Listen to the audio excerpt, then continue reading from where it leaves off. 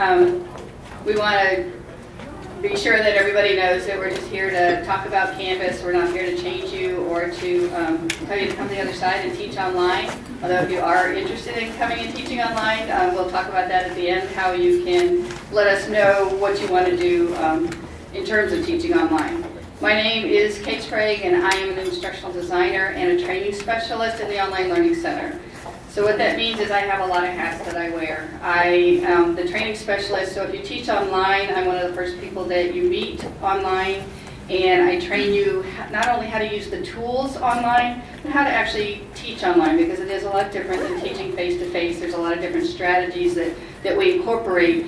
And so everyone on my team has an academic background in either educational technology or instructional design, and we can help you learn how to teach online in the most effective ways. I also provide all the support after you've been trained online.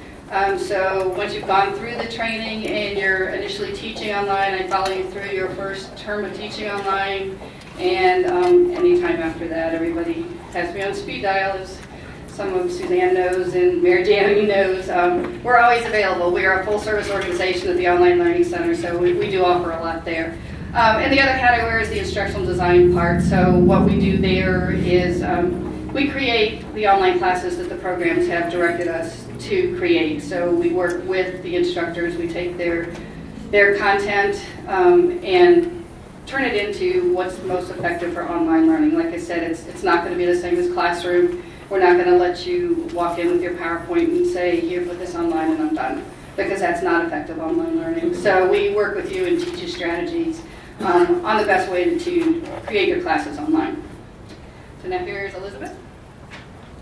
And I'm Elizabeth Stacy. I'm the manager of Online Learning Center Administration and Student Services. So I also have a couple of different roles in the Online Learning Center. On the administration side, I work with our director, Dan Veely, to help with things like external reporting, state authorization initiatives, surveys, anything like that. On the student services side, which I like to think is the more important piece of my role, similar to Kate's role in providing support and training for faculty, my team handles that for students who are taking courses online. So from the point where they're just taking their first online course, whether they be a fully online student or someone from one of your campuses, say, who's just taking a class online in a term when they need a little bit of flexibility. We train those students, help them understand how to use the World Classroom environment, how to use all the tools, navigate their courses, as well as the expectations of them as a student and some things that they need to know about taking courses online so that they are successful. And then continuing on through their enrollment in online courses, we continue to provide support for all students taking courses online. So now that you know a little bit about who we are, we wanted to tell you a little bit about what we're going to cover in the next hour or so.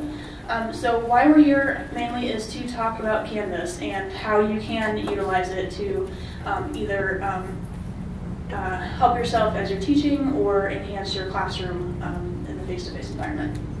We wanted to give you a little bit of information about what Canvas is and why we selected it. And then we're going to actually go into the system and show you some of the highlights about what it can do for you and your students. Okay, so to start out, we have a couple of questions for you. First, how many in this room currently teach online? Okay, so for those who are teaching in the classroom, how many utilize Blackboard to enhance your face-to-face class? Great. Let's see. How many of that number use Blackboard for grading? And how many use Turnitin? Just a few. How many don't use Turnitin because you think it's clunky?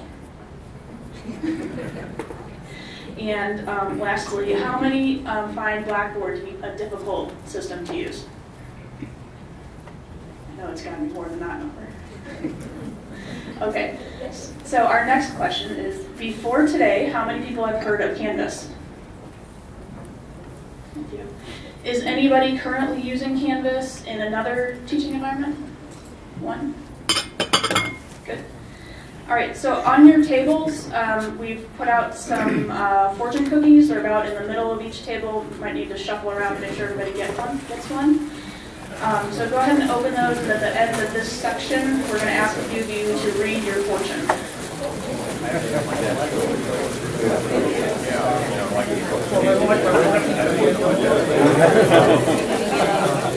If there are extras at any table, if you can kind of shuffle them around, and just kind of throw a handful on each table.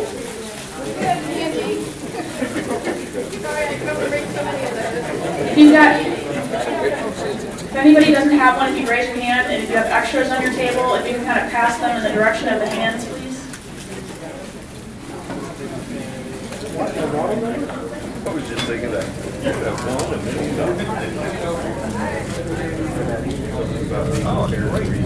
Okay, so we are going to start out by telling you a little bit about what Canvas is and how it came to be in terms of Webster's use. So about a little more than a year ago, we heard from the Blackboard company that they were going to be retiring the version of Blackboard that we used, and that's Blackboard Vista. So in essence, we had to switch to something because Blackboard Vista was completely going away. At that time, we compiled a list of all of our requirements for things that we needed in a system to support Webster University's model and our uses for an online learning management system. I think we had somewhere near 20 requirements. Some of them were absolute must-haves, and then some of them were just, it would be great if the product that we selected had this. Once we reviewed all of the learning management systems that are out there, which there's a ton, against our requirements, we came up with 3 products that we felt met the requirements that we were looking for. Those products were obviously Canvas, Desire to Learn, and then Blackboard Learn, which is, Learn is the new version, or new system that Blackboard is now supporting. Some of you may know that we are currently using Blackboard Learn. Basically, it's kind of a placeholder. It's the page that you get to when you click on the course login button and connections. That is Blackboard Learn, but once you go into your course, you're Blackboard Vista. And the reason why we have that Learn page as kind of a placeholder is that we actually attempted to switch to Blackboard Learn for quite a long time. We spent about 2 years testing the system. We actually held a couple of courses in there at one point in time. But what we found was that Learn was not the best product to support Webster's model or our needs. As we did all of that testing, there were certain things that were not functioning as expected, that didn't actually meet the requirements that we had. So we kind of put a pause on that, and that's when we started really investigating other systems that were out there. So, as I mentioned, the 3 were Blackboard Learn, Desire to Learn, and Canvas, which is by a company called Instructure. We had representatives from all 3 of those companies come to campus, and the provost appointed a focus group made up of faculty, staff, and students. That focus group sat in on the presentations that the companies gave on the main campus in St. Louis. And then the focus group also were given a set of tasks to complete in each of the systems, so they could kind of compare apples to apples, doing the same tasks in each system to see how they each function and what the pros and cons of all of those were. That focus group overwhelmingly gave their support to Canvas, and here are just a couple of things that they said about it. You can see Canvas isn't just a step ahead, it's a generation ahead. At the bottom we've got our hopes lie with Canvas as a competitive advantage. So essentially what they're saying is that Canvas was putting Webster in the position that we needed to be in. It fit with our model, it gave us all the tools that we needed. We've also got Canvas has many of the functions I've always thought should be available in an online platform. The integration of mobile devices, email, and text is worth the switch alone. So Canvas allows you and your students to work in the environment that you're operating in. Your mobile devices, that's kind of the new wave. How many of your students bring an iPad or a tablet or a phone to class? So this is allowing them to actually access their courses while on the go. Then we've got Canvas is just more interesting, more inviting, more modern. Canvas is the optimal platform for matching faculty and student work styles in the 21st century. If for any of you who spent any number of minutes in Blackboard, you know that it looks old, it feels old, it's clunky. When we go into Canvas, you'll see that it really fits with this quote, that it really is more like the sites that you and your students are used to using. Okay, so now that you've got your fortune cookies, what are, anybody want to just read their fortune for us? You want to just shout it out? Mine says a fresh approach to learning is on the horizon. Great. Anyone else want to share theirs? Be prepared for exciting, new options to come your way. And you're going to learn about some of those exciting new options in just a few minutes. Yeah. I'm excited. And it is a fresh approach. Like Elizabeth said, Blackboard feels pretty old and clunky. Canvas is new and fresh and clean. It feels like you're doing any kind of social media. It feels like that, where it just feels more natural with the way things flow. Any other fortunes? Yeah, mine says, I will meet somebody very rich. Pretty sure that's not what it says. Anything else? Mine says you will soon be able to connect to your course with a mobile device, Yep. which sounds good. Yeah, mobile devices, it's a great new feature for us. And you're going to be able to connect with your students in a variety of manners. We're going to show you that. We got grading will be speedy for you and your friends. Yes, we have Speed Grader. They actually call it Speed Grader. Really going to save you a lot of time if you take your assignments online. You have students submit them online. You can open them up right within there. We're going to show you that. Grade them in there. You don't have to download them. If you've ever put your assignments on there, download them, mark them up, upload them, put in a couple little comments in the little baby comment box. We can go beyond that. We're going way beyond that now. Did anybody get, I see clouds of joy in your future? Okay, well, if anybody got that fortune, you have won a t-shirt. So come see us afterwards.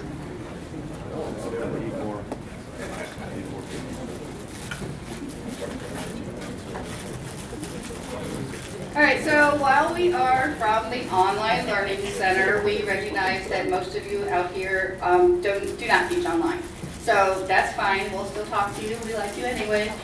You'll work mostly with the Faculty Development Center for all of your coursework, but the Online Learning Center was tasked with this transition to the new program because of all of our programs, all of the students that we have that are in online. It was very important to us that the tools actually work so well for us. So we took on the charge of doing this and came up with Canvas, as Elizabeth said. And so today what we're going to talk about, we're going to focus on two areas. And we're going to achieve the task that Sean has given to us of showing you how you can improve your teaching with technology by talking to you about how easy it is to use Canvas and what kind of increased opportunities that you have for connecting with your students. So we're going to switch over to a live demo and show you what it looks like inside of a class. If any of you have ever logged into Canvas before, I skipped the login part here. If you've ever logged in, into Blackboard, it's going to be the same way that you normally log in. You can go through connections. The blue course login button is going to be there for you. May 24th, we're flipping the switch. So on May 23rd, it's Blackboard. May 24th, it's Canvas. You don't have to do anything different. You will have to save some files. Save any kind of your My Files area. You'll have to save those. We'll talk about that in the end. But you won't have to make any changes in terms of getting in there. The other thing you may notice if you go into Blackboard frequently is you get the big pop-up box that says your browser's not supported. Blackboard doesn't support anybody's browser anymore, so it kind of is meaningless anymore. You can have the most up-to-date browser and the most up-to-date Java, and it'll still tell you it's not supported because Blackboard basically doesn't care about Vista anymore, so they're not really supporting that. Not going to be a problem in Canvas. Everything is hosted in the cloud, so any modern browser that you have, Firefox, Chrome, the latest Internet Explorer 9 and 10, Safari, all of those are going to work, and it's not going to give you that problem of we don't support you because they're going to support everything else that's out there. Not Java dependent. There's one feature within Canvas that will be dependent on Java, but other than that, if you run into any problems before with Java, that's not going to be an issue anymore either. So when you get into Canvas, the first thing you see when you log in, it's going to look a lot different than a regular Blackboard course. Who knows that you have a shell for every course that you teach? Are you guys aware of that? You get a Blackboard shell for every online course that you teach. So you've always had access to, every face-to-face class that you teach, you've always had a Blackboard shell for that class that you could be utilizing. So you have now, starting May 24th, you'll have a Canvas powered course. And it's going to be a blank shell. We don't know what it's going to look like yet. Again, the FDC is running everything for face-to-face classes, but they will create a shell for you that you can utilize with your face-to-face class. What we're going to show you today are how we set up our online classes, but you can do something very similar. You're going to have the same tools to use, but you can set up the way it's structured any way that you want to set it up. So navigation is going to be very easy here. Across the top we have global navigation, so any courses that you're teaching, any courses will end up here in this list. So it won't show up like if you're used to going in there, showing up with the list. It'll show up under the courses. If you put your assignments online and you have assignments to grade, they'll show up under this assignments list. This is global, so if you're teaching 2 or 3 classes, every one of your classes that you have assignments in Blackboard will show up here under this list for you. You can get to your grade book from the grades tab here. There's a great integrated calendar that you can put any kind of events that you have for your class, so a great way to connect with your students and communicate with them what all your due dates are and things that are coming up. Another tab that we really want to impress upon you is here. Even if you don't do much or you don't do any kind of other training, once you have this shell in for your face-to-face classes, we have this resources tab. And we've been working very hard in the Online Learning Center to develop an FAQ area. So any questions that you might have about Canvas, if you don't receive any other training, you can find the answers to those questions under the resources tab. In our World Classroom FAQs, we've designed these so that all you have to do is start typing in the word.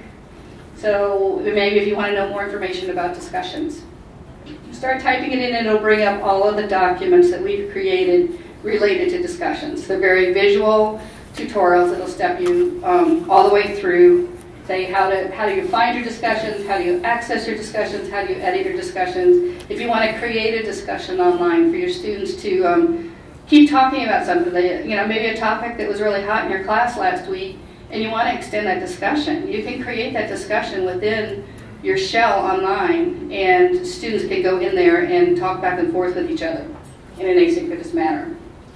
In the middle part, we're really excited about this, and online is the recent activity. So if you're going to use this a lot in your face-to-face classes, you'll see many items come up through here. If you've made any announcements, they can come up through here. In fact, if you make an announcement, say, you had to cancel class because the Hurricane Sandy or the snowquester that you guys had a few weeks ago, you can make announcements, and students can come here and they can look in the recent activity streams, or if they have notifications set up, they can get text messages or email messages that you've sent this kind of information out. They can get those text messages and email messages without having to go log into class. You can get mail messages from your students without having to go back in and log into your class. You can get them on your phone, you can get them on your iPad, we'll even let you get them in your private email, not your Webster email. Yes, sir? Yeah. You're saying it will go outside of the Canvas domain? Yep. Got it. It'll go out there. I mean, you don't have to go back in. If it goes to your email, you can reply from there, but it's still part of the Canvas domain. So the communication is still part, but you can reply to it, and you can see it outside. Can you do the opposite? From outside, do the make it's out? Yeah. Okay. It goes out, but it doesn't come back in. Thanks. Any kind of assignment changes that are here, this is great for students. So if you've put a due date on an assignment, maybe you want to extend it a little bit, or you want to add a little bit of clarification, the notifications would show up here in a list. The students would just click on whatever the assignment is. Again, if they're taking 3 or 4 classes, it would show them which class that they're in, which class the announcement or the assignment change came from, so that they could go immediately to that and find out what the change has been. So we're excited about just being able to have a bird's eye view of what's going on in the class and the recent activity. Along the right-hand side, if you're going to be using this extensively with students, the to-do list is a great thing because it kind of shows them what's coming up. And when it's coming up, again, it's totally integrated to everything else you've done within the shell. So if you click on any of those to-do lists, it takes you right to that assignment to show you what's coming up for that assignment.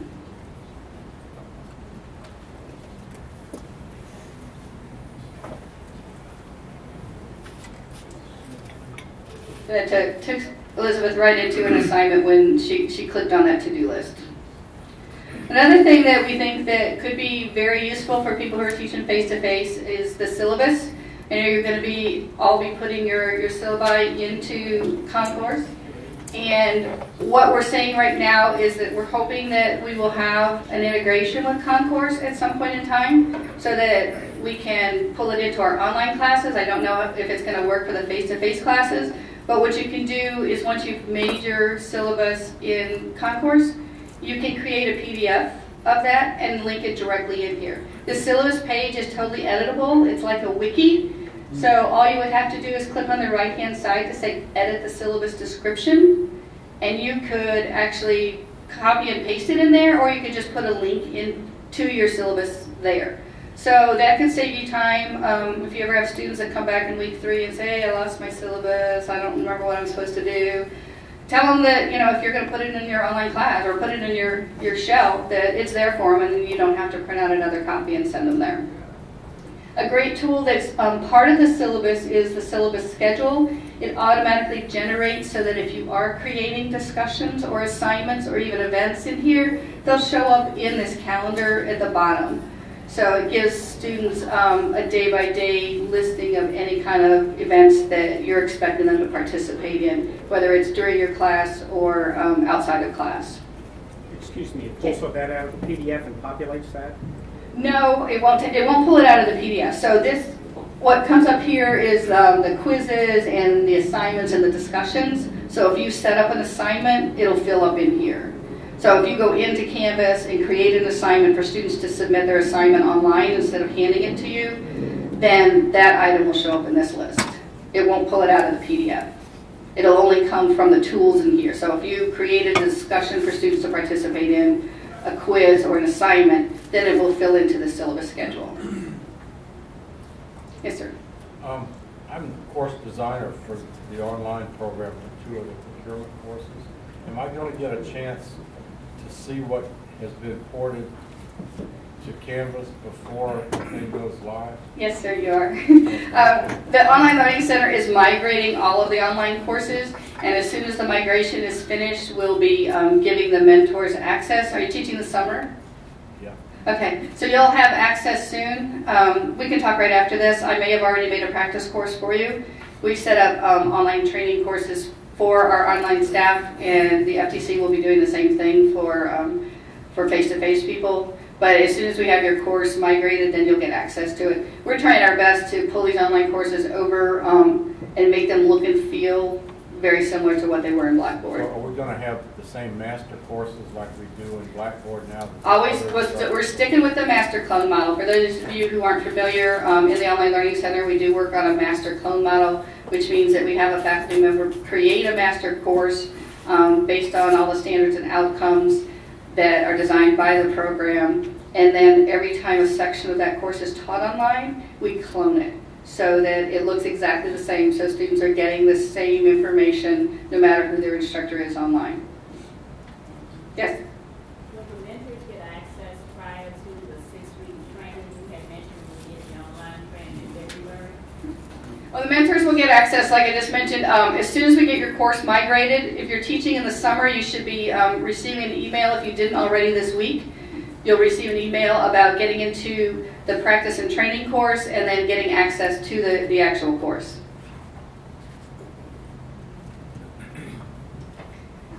Okay, one of the things we mentioned earlier in the questions was about using Turnitin. We know a lot of instructors are interested in using that. So if you don't use your shell for anything else other than having an assignment, go through Turnitin to make sure that, I don't know if you guys are all familiar, Turnitin is a plagiarism checker. It will check against all internet sources for originality. And a lot of instructors are using that and have asked to use that. In our current system, it was available, but not everybody knew it was there because it was kind of hidden. Here, with our assignments, it's integrated totally into the assignment. So if you go into the assignment, you edit the properties of the assignment, or as you're creating it, you'll find this button there as well. It's simply a click of enable Turnitin submission. Somebody's happy. Yeah, it's that easy. You click Turnitin, it automatically, we have a relationship with Turnitin, it automatically will submit the student paper. As soon as the student submits the paper, And then we'll show you in grading that the originality report is integrated into your grading as well. So you don't have to go anyplace else. You don't have to do anything differently. If you click the Turn It In button, automatically your assignment is set up to go to Turn It In. Those of you who have used it before may realize that you had to set up an assignment in Blackboard, and then if you wanted to go to Turn It In, then you had to set up a separate assignment and turn it in. So kind of clunky, not a lot of fun, hard for students to figure it out. So now it's easy, and we can go right into the grading and show you, since we had this one set up to go to Turn It In. We go into the grade book. Yeah, let's go to grade book.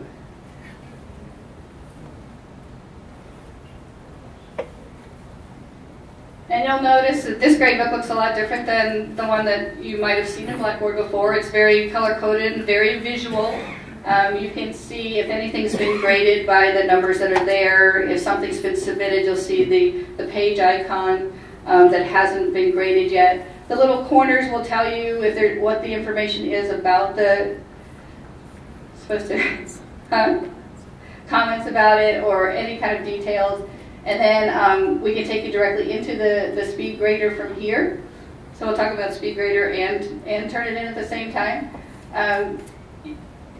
There we go. So going into speed grader, over on the right hand side you can see the little red box there with 100%. That's your, well, we might have copied it, you know. That's your originality report from Turn It In. That's how easy it is. It's there. It kind of color codes it based on their yellow, blue, green, red for the bad ones. So it takes you right out to Turn It In. So it's not a partial product. It's totally Turn It In for you. If we go back now into the speed grader, I showed you that it's integrated here. What happened when Elizabeth clicked on this was the assignment came up in this window. This is a real time saver. Even if you've never used Blackboard before, this may be what you want to do now. It's like, why have students hand in a paper to you if you can accept it digitally and grade it on your computer? If you have an iPad, you can even grade it on your iPad. So a lot of time saving there. Opens up in the window. You don't have to download it, try to find it on your computer, and then do the grading. Maybe some of you do track changes and then upload it there. What can happen here? There's commenting features within this. This is called Crocodoc. It's a kind of a separate software that's partnering with Canvas. So in Crocodoc, you can highlight things, you can draw, you can have comments just like you would in track changes. If you do a point comment, you can have a comment out to the side. So constant feedback throughout that written assignment for the students so that they can see exactly what you were thinking at that point in time. You also have the box over on the right-hand side if you just wanted to type some end of paper comments. You can type those in right there as well. And what happens with this, it becomes integrated with all of the other conversations that you're having with that particular student. So you'll notice that above where she typed it says discussion. It's a private discussion with you and the student. So if you're providing feedback now to that student via these comments, it'll come through their mail tool in Canvas. They can respond to you there, and then you can continue this conversation. So if you don't, it's not just a one-time deal, here's a paper, here's your comments, you're done. I mean, you really want to work with that student, and you want to encourage them to be the best that they can be. You can have an ongoing conversation here. They can submit this multiple times. So you can accept multiple drafts of this paper and then just decide which one you want to grade. So if you're trying to help them with the writing or trying to help them develop their ideas, you can let them submit it again and continue to add comments before you add grades to the gradebook. So I think that can be very helpful for face-to-face instructors if you're willing to accept the assignments online. So one more thing I'm going to cover here is analytics. So if you do have a lot of activity going on in your course, you can kind of gauge how it's happening through the course analytics. It will show you, when it comes all the way up, it will show you color-coded what kind of activity is going on in your class, how many assignments were late, how many assignments were on time. Each of those bars does represent an individual assignment. It'll show you grades, a range of grades for each of your assignments. And then after your students are loaded into your course, which is done the Friday before the class starts, all of the students will end up down here at the bottom of the analytics page. So it'll give you a bird's eye view of what they're doing in terms of page views, participations and assignments. And if you click on any particular student, there's a link that goes to that student and gives you a little more information about what that one actual student is doing. So you can see here that in terms of grades, then down at the bottom it's color-coded and shows you what's going on with the grades for that student. That just shows up as a graph. Blackboard kind of gives you the numbers, like you look on and see how much time you spend online. Yeah, it's not going to do time online, and in the tracking feature of Blackboard, we found that to be the least consistent of all the information that tracking gave us, because if a student could go online and click on it, they could print out all their pages and go away, and you think that they only spent 2 minutes online where they could have spent more time. Or they could have logged on and gone to have dinner, and if they didn't get logged out. So the time, you can see the days that they were on there, and you can see the actual tools that they've used. Right, but the only thing about Blackboard I thought was good was that you can see how many discussion posts they've read, how many they've responded to in actual numbers. Maybe this lets you. Yeah, we can actually drill down a little bit further. So go into what this student has done, and it'll show you how many times they viewed things and how many responses. So the information's there. It's just not all consolidated in that one tracking feature. Any questions, Jeff? Am I convinced any? I'm sorry. How do you post material? Like if you wanted to post your presentations or your class material, where is that over there? I can't see that one. If you want to post your class material? Yeah. What you would probably do is you could go into maybe the syllabus and do that. It's what we call a page, and because what they call a syllabus is not really what we call a syllabus. So if you're teaching online, then more of your syllabus will be there. If you're teaching face-to-face, you can create a link, and then you can add other links here. But you can also add what they call pages in here. Like I said, they're like a wiki page, so you can create it on the fly. So there might be a page that you want to create of resources. You would just simply click create a new page over there on the right-hand side and add all your links in there. A great content editor here. Elizabeth's going to go into a little bit more, but before, if you've used Blackboard, you had to have your Java enabled, and it was sometimes iffy whether you got to use the HTML creator and not have to read everything and write everything in code. Now this is all open for you, so you can have all the formatting tools like the bolding and the italics, but you can also insert links and insert images very easily. And another thing that you'll be able to do is insert audio and video. So Elizabeth's covering that one. Anything else on what we've covered so far? Yes? I was asked a question about whether or not an instructor, because of the weather reporting that we get here that is so wonderful, we saw the 72 inches of snow a couple of weeks ago.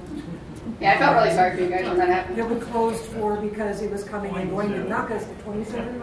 Oh, I thought it was 72. Anyway, will an instructor be able, who has never used Blackboard, Canvas, anything, be able to go in, have their class there because it's in cars or connections or now Canvas? Will they be able to go and say to their students, hey, we're going to have class online tonight? We can't recommend that you're going to replace class time with this. That's up to your directors and your department. But what I'm going to say is that you need to plan for this and to enable your students to be a part of this. So we would suggest that maybe on your first class, if you're going to choose to use this, maybe ask your students how they want to use this. Tell them it's available. Show them how to get there. Even if you don't have anything other than your syllabus linked in there.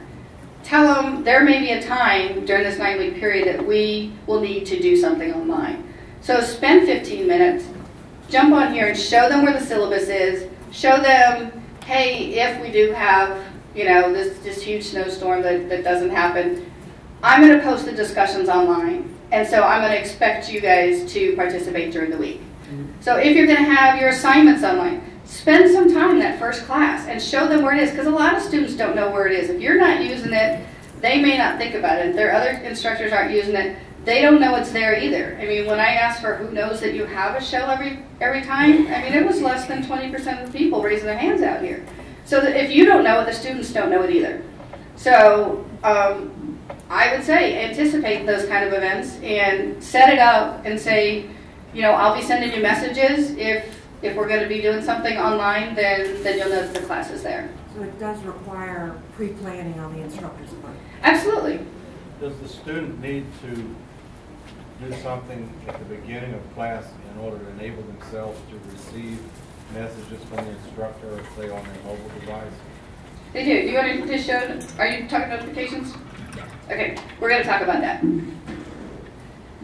Yes? How will the students be introduced to this when it comes out?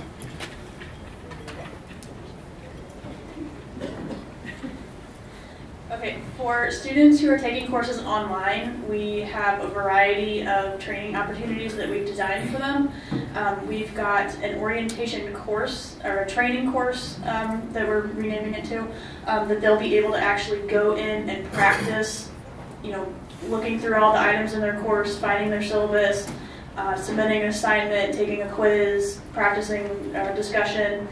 So they'll have that where they can, you know, go in and have hands-on use of the system. We've also got a webinar that we offer to students where we'll actually do a demonstration of how to do all those different things. And then we're also referring students to the FAQ. In all of the online courses, we are kind of standardizing the welcome module. So in every online course, there'll be a link right on the homepage called welcome, and in there's a video. It's about 18 minutes long, but if you spend 18 minutes watching it, it'll save hours of headache, is what we're trying to tell people. So it's broken up into shorter sections where we'll show them, you know, how to navigate the course, how to participate in the discussion. So if they can't do the webinar, the video that's in the course is another option. For face-to-face students, the FDC is designing another module that'll be in your face-to-face shells that should have some resources about how to use the comment items. So, you know, like how to find your syllabus, how to take a quiz if you've got a quiz set up. So there'll be links to learn more about kind of everything, and then it'll be up to you as CASA to kind of frame the expectations for the students as far as what you'll use in that shell. And then I believe the FDC is also making a version of the video that we have in the online courses that'll be more applicable to face-to-face students. So like we said, we don't know what your shell is going to look like for face-to-face classes yet. They're still working on the design and development of that. But you'll be hearing from the Faculty Development Center about that, you know, in April and May. Yes, ma'am. We're a new master's program that hasn't gotten started yet. Will we be able to go into, say, St. Louis and see, you know, what health administration course and such, what they've done with theirs? What do you mean? With their Canvas on that certain class. Will we be able to go in to see other professors' examples of what they're doing? Yeah, I mean, you just work through your program chair. If someone asks us to give permission to you to let you view an online course, then we just have to get that permission and we'll let people in there. Yes. Yeah. Do you have a working figure how many students are online versus face-to-face? Each term we have about 4,500 to 4,800 students enrolled in an online course. Over the course of a year, there will be about 9,000 students who take at least one online course, and that's out of roughly 22,000 Webster students worldwide. So a pretty fair chunk are going to take at least one online course in a year. Okay, so audio and video was one question, and while we're on this page, you'll see there's a little button that looks like a film script. And when you click on that, if you've got a webcam on your computer, you can connect your webcam to record audio or video comments. Also, if you didn't say wanted to connect to your webcam right now, but you had a recording that you wanted to upload, you can also do a file upload for audio or video. And this media upload is available in a variety of places within Canvas. So here it's on the Pages editor that we're showing you. But basically it's going to be anywhere where you see that text editor box. So on your discussions, within grading, so you can provide actually audio video comments on your grading. It's in the, Kate, where else is it? Oh, on announcements, if you want to do an announcement. So there on the grading, it looks like a little kind of a webcam icon, and that's how you can do media comments in your grading tool. So think how effective that might be. If you really like talking with your students and explaining things to them, perhaps you get on there and leave them a video comment. Perhaps your feedback is a little critical, but you don't want it to sound mean. I know some people get their feelings hurt when they hear criticism. So use your voice inflection and your facial expressions to provide those comments back to the student to explain what it is you want them to do and show them, how passionate you are about their success. It is also available, like Elizabeth said, in announcements. We're urging all of our online instructors to do video announcements on a weekly basis to introduce their classes, their topics for the week. Maybe recap what they did last week or introduce topics. Students are allowed to comment back on the announcements now if you want them to. So you could put out just an announcement about the midterms coming up this week. Does anybody have any questions? They can reply in that announcement for everyone else to see. So it's not you having to field 15 emails with 8 of the same questions. You can answer one question for everybody to see it there. And the media comment tool is available to any Canvas user, so that includes your students, so they could, in theory, be providing audio and video comments to you as well. Can you turn the video part off if you don't feel like being seen that day? You can make an audio comment. Yeah. Yeah, you can just do it audio. You don't have to have any special software. You just say audio or video. If you have the hardware on your machine, it'll do the recording, and it'll do all the crunch work behind. It doesn't care if it's a .mov or an MP4 or an AVI. It's not going to care what it is. It's going to do all the back-end work for you once you've done the recording. Okay, notifications was another question that came up. So what you and your students will need to do is your first time in the system, you'll want to go into your settings, and on the left-hand side, you'll see an option for notifications. So this is a global function, so this applies to any course that you are teaching or any course that your students are enrolled in. So for each of these items, you could, in theory, receive a notification. You can get that by email, by text, or if you happen to have Twitter that you're using frequently, or there's also a Facebook app that you can connect. So you can have a variety of options. There's notify me right away, send me a daily summary, send me a weekly summary, or don't send me anything at all. We are recommending, at least to online students, that they, at a minimum, set up to be notified right away of any announcements, any new grades, any conversations, as well as discussion messages. So when students come in here, they will need to set these up. The default email that will come over for you and your students is the webster.edu email address, so that will be in here, but you can link in, as you see, any other alternate emails that you would like, or phone numbers to receive text messages.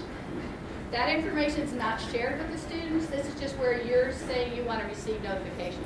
So if you put your cell phone in there, they don't see what your cell phone is. It's just telling the system that if you say you want to know immediately if there's a mail message within Canvas, it'll send you a text message on your phone so that you can receive immediately what's going on. They don't see that information. There's I don't know if it's an app within Facebook that you can set up if you want to receive your notifications there. You have to think about how many places you do want to receive notifications and how important it is to receive it as soon as possible. So, for instance, if you're having a discussion online, a lot of our online students are working professionals and adults and families. They do a lot of their discussions about midnight, 1 a.m.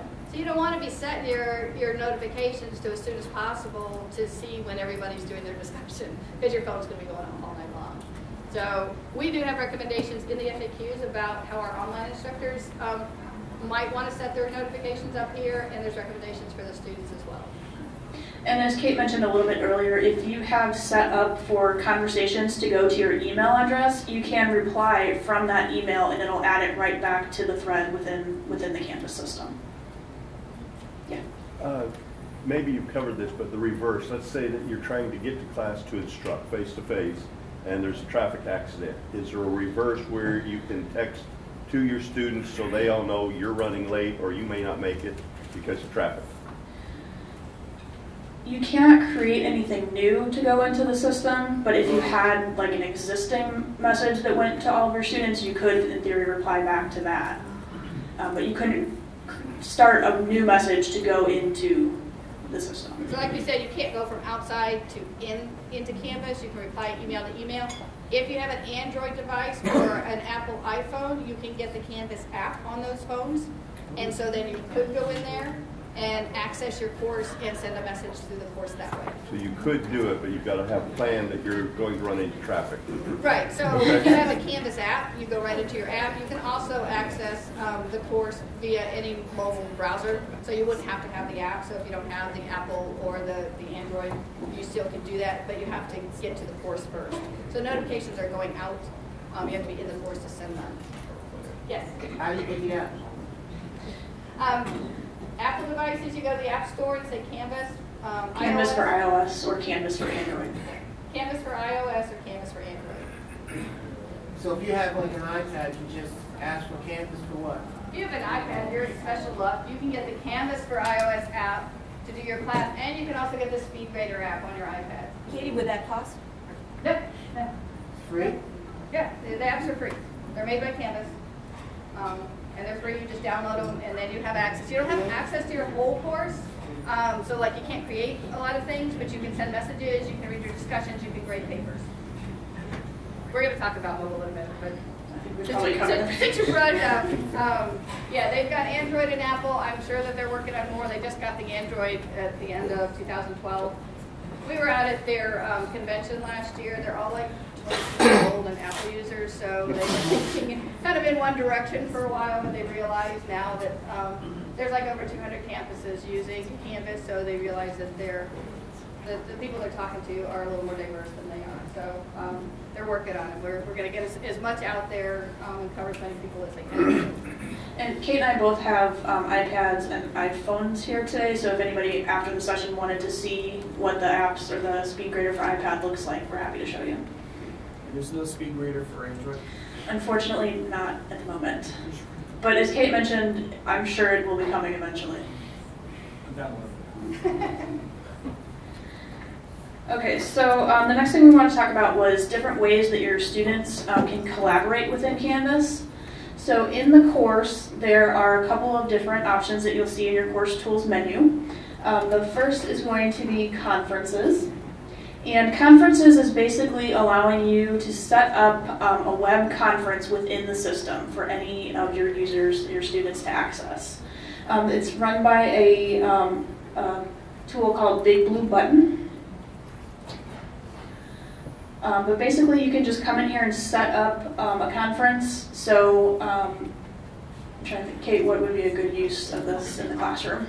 If you were perhaps assigning group work for students and they wanted to get together during the week to work on their project, but they can't find a location that they can get to, they could set up a conference in here. If you put them into a group in here, or they could just go in here individually, they can all set up their own conferences and then agree to meet at the same time. And then they have chat features available to them, audio and video, so that they can get in there. Maybe they wanted to practice their presentation, they have to do a presentation in class. They can get on there and practice their presentations together and not have to be in the same location. Yes? When you say audio and video, are you talking about clips or are you talking about an actual webinar / GoToMeeting? Synchronous, yeah. Totally synchronous. So it would be like a webcam. Mm-hmm. Okay, right. So if you have the hardware on your machine, then they can do that. Well, to the extent they can do that, then I would assume that we can also teach off that same platform then. Yes. All right, so we can actually have webinars throughout the entire process. You can do that.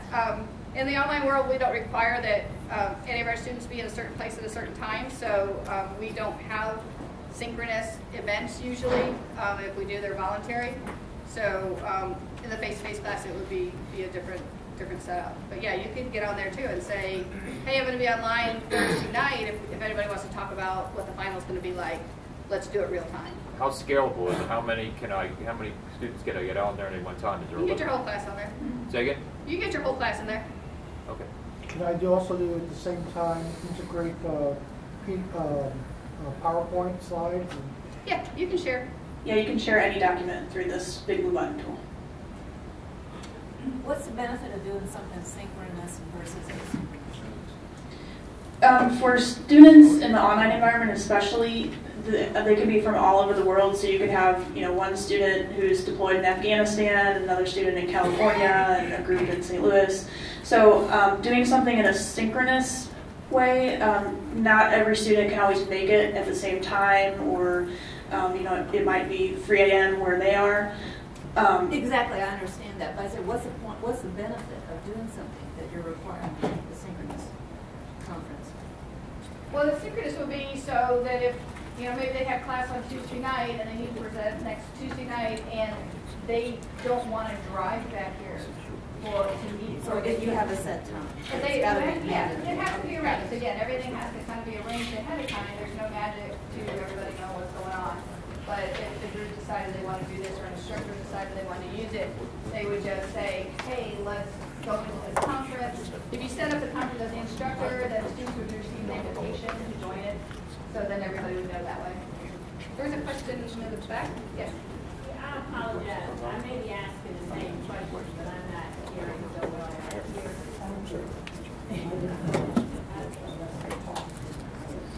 In reference to the conferencing, did I understand you to say that the students could also set up a conference, or did you say that the professors had to actually put the students in a group in order for them to be able to conference using mechanics? Anyone in your course can set up a conference, so you or your students. If you had a group, you could make the group, the collaboration in the conference just be for members of that group. If you open it up to anybody, they can invite who they want to invite. If the whole class is there, then everyone in the class can see it. But say maybe you have the groups doing different presentations, then they don't want anybody else to see what they're doing, then you would narrow it down to just certain members in that group. So either way, set it up as a group or open it up for everyone. And the students can create. Yes. But you can't do it live, right?